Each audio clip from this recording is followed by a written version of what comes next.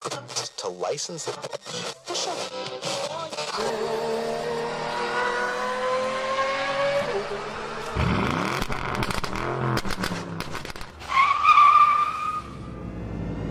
Meep meep.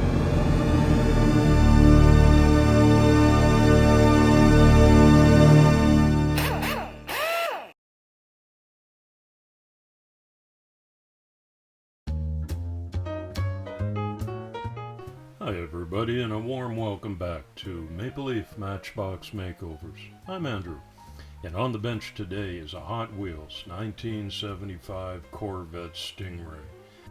Production began in 1976 and they're still cranking them out today, which is a testament to their enduring popularity.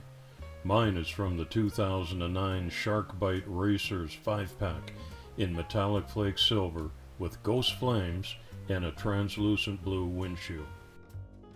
I got mine off of eBay for my very first build-off, and I am participating with 4 online friends: the Diecast Sheriff from Northern California, Matchbox Mark is in Phoenix, Arizona.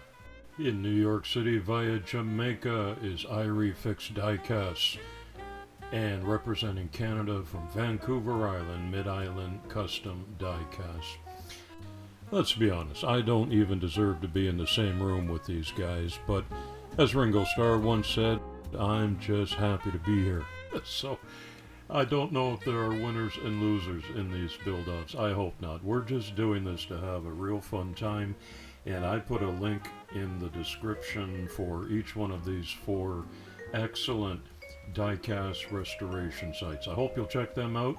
They're good friends, and subscribe to their channel and support them. We're all in the same hobby because we share the same passion for diecast cars, and I'm sure you do too, and that's why you're watching now. Well, the strip down is going very well, and I'm just shaving off the post before I drill out the rivet, and watch for it. Deja vu all over again. That did not happen to me in my first 52 cars, but it's happened twice now in the last 6 cars. So I'm getting good at fixing this up, and today I'm using a little bit of JB Weld, although to be honest it's hard to mix up a little bit of JB Weld. I just need a toothpick tip full. This is going to repair the post, so I take a heavy plastic straw and I'm going to cut off what I think is an approximation of the same length of the post, and I cut that up the side, and that enables me to curl it in a little tighter for the diameter of the post. I put some tape around that, and all I'm doing is making a form that fits over the post, and now I'm going to pack that with JB Weld, and I'll let it set up as long as it takes. I'll leave it overnight, and this is reforming the metal that has been blown out. And after that's fully dried and cured, then I take some sanding attachments and shape it and make it to the right length. And here's a dry fit with the base back on, but no interior or windshield, and you can see that it fits perfectly. So that's a repair well done. And I put the metal body into the paint stripping gel and now into the specially designed hyperbaric chamber, and I'll close that up, and about an hour goes by while I'm busy with some other projects, and you can see when the paint is all bubbled like that, I already know that's a successful stripping job. And watch this, it slides off like zombie skin. I love it when that happens. So there was no fight put up by the Hot Wheels paint job, and I give it a good brushing with a stiff bristle brush in the laundry room tub, and I come back out, and here I'm going to apply the wire brush attachment from my Dremel tool. I'm going to smooth that out as best as I can. right down to the bare metal, and we're looking for imperfections and casting lines now. Any extra time you take at this stage is going to ensure a much nicer paint job near the end. And now, for safety reasons, I have an anatomical map of the major arteries close at hand because, yes, for the first time I've got out my jeweler's saw and I am in the chop shop now. Look at that. Success for my first attempt at a customized removal of a chunk of metal. That wasn't so hard. In fact, I'm going to turn everything into a target top now. Some diamond filing is required on these rough cut edges where the top came out, as well as casting imperfections, which I found a few. Let's see if the other 4 guys go to work on this same area on their cars. Hey, it's the attention to the little details. I go around the whole car like this and have a look for what needs to be done.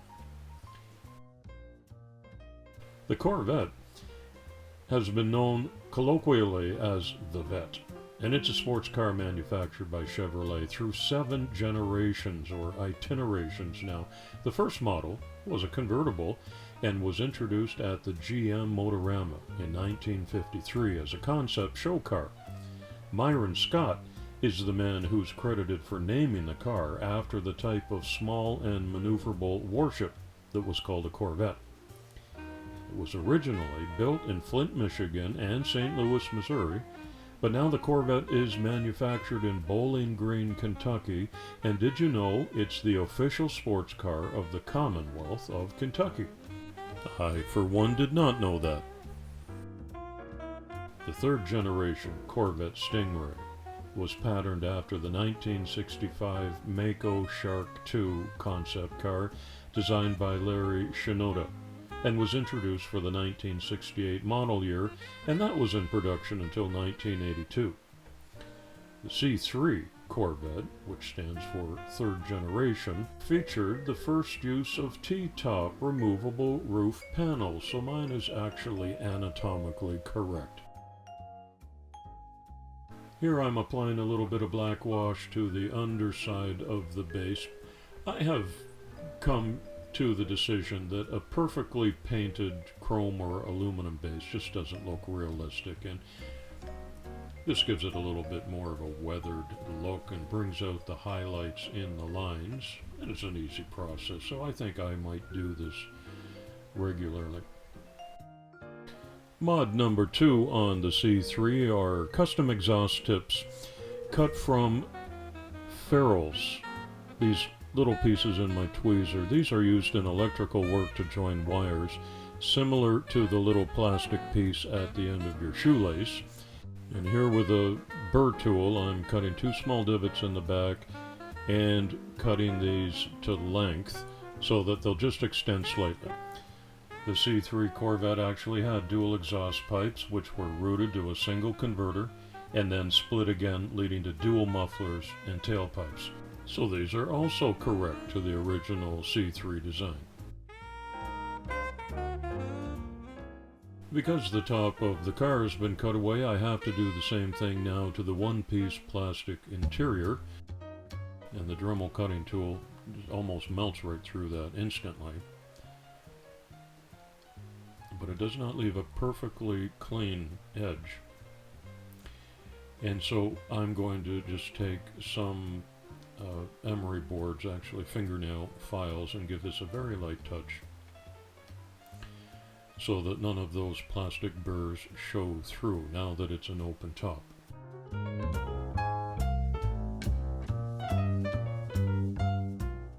And a test fit. Bueno. Looking good. I painted some black in the interior, and you know what? Red glass seats might be okay for Cinderella, but it doesn't suit me very well.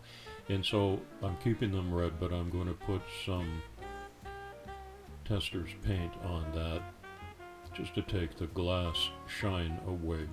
And one final buffing on the grinding wheel, because I want this to be as super smooth and clean as possible. And a little bit of degreaser, because this is also a first for me. I'm going to shoot some Tamiya Clear Red. I don't have any Spectra Flame paint. I live in Switzerland and everything comes by special order, and it's quite expensive with international shipping charges. So this is what I can get on Amazon from Germany. I didn't prime this. I'm putting the clear right on the bare metal, and this is just the tack coat. But now, after 3 coats of clear, look at that, it's almost a candy apple red. I love it. Very pleased with that. That was a successful experiment. And to break up the red, I'm going to do the very few external accents in black. This is where I cut the holes for the exhaust tips, which will remain chrome, so they should stand out nicely against the black.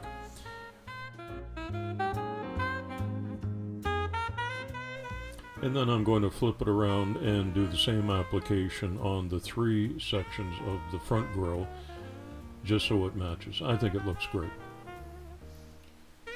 The C3 marks the second time the Corvette would carry the Stingray name, though only for the 1969 to 1976 model years. And this time it was a single word as opposed to Stingray, 2 words, as used for the 63 to 67 C2 generation. And the name would then be retired until 2014, when it was reintroduced with the release of the C7. The project is starting to come together now with these final exterior details. Doesn't that look sharp? I love the black and candy apple red combo.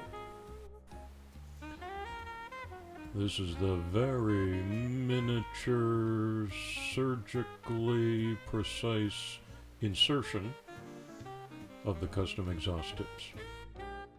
I had refurbished the original Corvette wheels, but then I made a late-breaking decision, because in the local Euro store, like your dollar store or the pound store, in the €1 bin, I found this Chevy Nova with these perfect wheels, candy apple red stripe.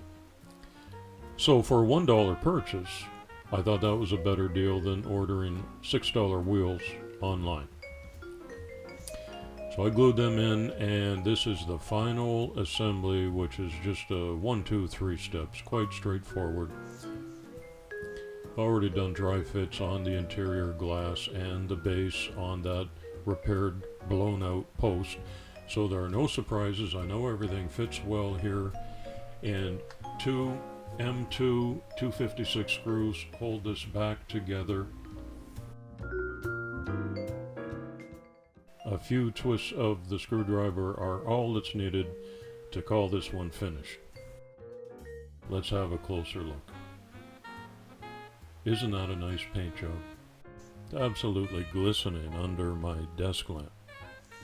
And the new wheels and the stents are perfect, because the C3 has the larger rear wheels, smaller in the front, and in my boneyard I didn't have anything that would match that, so I'm most pleased with that Euro store find. Exhaust tips, custom license plate, tail lights are detailed in black wash on the bottom. And I have to say that I am really pleased with the final result on car number 58. And no, I didn't skip a number. There's 57 right there. Surprise ending. It's another C3 Corvette. As an homage to one of my fellow participants, the diecast sheriff, here's a Dubai police cruiser. They're well known in Dubai for their exotic police cars. Why not a Stingray? So that's your bonus ending, and that paint job also came out gorgeous, like glass. And those are original wheels that were blacked out. So there's a pair of C3s. This is the original one that I started with in metallic silver flake. Not bad. Still a beautiful car. But I wanted to do something special for my first build off. And there it is. I cut the roof out and cut the interior glass to match that. A nice wheel swap. And one of my favorite paint jobs that I've been able to produce so far for a really nice looking pair of cars. And like all of my projects, these go into a gift bag and they're going to be hand delivered to my local Goodwill store as gifts for kids. And I hope a new generation will learn how to play as carpet racers with these two super cool C3s. Thanks for visiting my channel today. If you like this video, please give it a thumbs up, hit the subscribe button, and come back real soon. It's coffee time.